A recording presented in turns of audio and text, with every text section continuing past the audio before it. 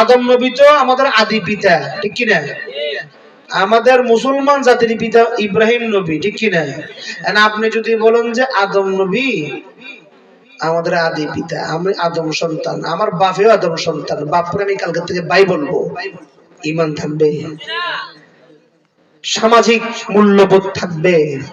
সমাজে যদি আপনি অচ্ছুত হিসেবে চলেন, আপনি কি সামাজিক ভাবে, মানসিক ভাবে, সমস্ত দিক দিয়ে ক্ষতিগ্রস্ত হবেন কি হবেন না? তাহলে এই যে আওলাদ রাসূল, আমার বাপ, তার বাপ, এই যে সিলসিলা অনুযায়ী যদি আমি 31তম আওলাদ রাসূল হই, তাহলে 31তম গোড়ায় যাইয়ে যদি আমার গোড়ার সাথে, আমার বংশের গোড়ার সাথে মা ফাতেমা এবং মওলা আলী শের খুদা রাসূলুল্লাহ থাকে, তাহলে আমি ঠিক আছি নাকি ভুল আছি? কথা কি বুঝছেন না বুঝছেন না? মাইজবান্ডারি আমি 31তম আওলাদ রাসূল কিভাবে আছে? আমার বংশ লতিকে আছে, কি আছে? বংশের সাজারা আছে, বুঝছেন না বুঝেন নাই?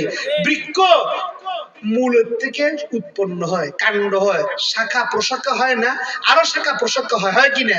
ওই শাখা প্রশাখা একদম আগারটাও গোড়ার লাগে যদি সংযুক্ত থাকে, তাহলে ওই আম গাছের যে শাখা প্রশাখার গোড়া আম গাছের সাথে আছে, তারা কি আম গাছ থেকে উদ্ভূত বলে নাকি কাঁঠাল গাছ থেকে বলে? কোনটা বলে? আমার শাখা প্রশাখা, আমি 31 শাখা হয়েছে কি, আমার 31 শাখার গোড়া যদি মুহাম্মদ রাসূলুল্লাহর সাথে থাকে, তাহলে আমাকে আওলাদ রাসূল বলা যাবে নি? যেই থাকবে তাদেরকে দলিল দিয়ে বলবেন, বাবা আপনার আপনার যদি কোনো পীর মুর্শিদ ধরেন, যদি আওলাদ রাসূল লেখেন, আপনার বার্থ সার্টিফিকেট আপনি দিবেন, ঠিক আমি দিব? আমার বার্থ সার্টিফিকেট আমি দিব।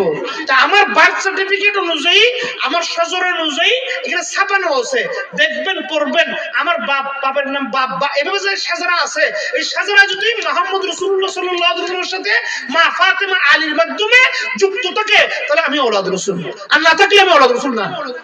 কি বুঝতে পারছেন নাকি পারেন নাই?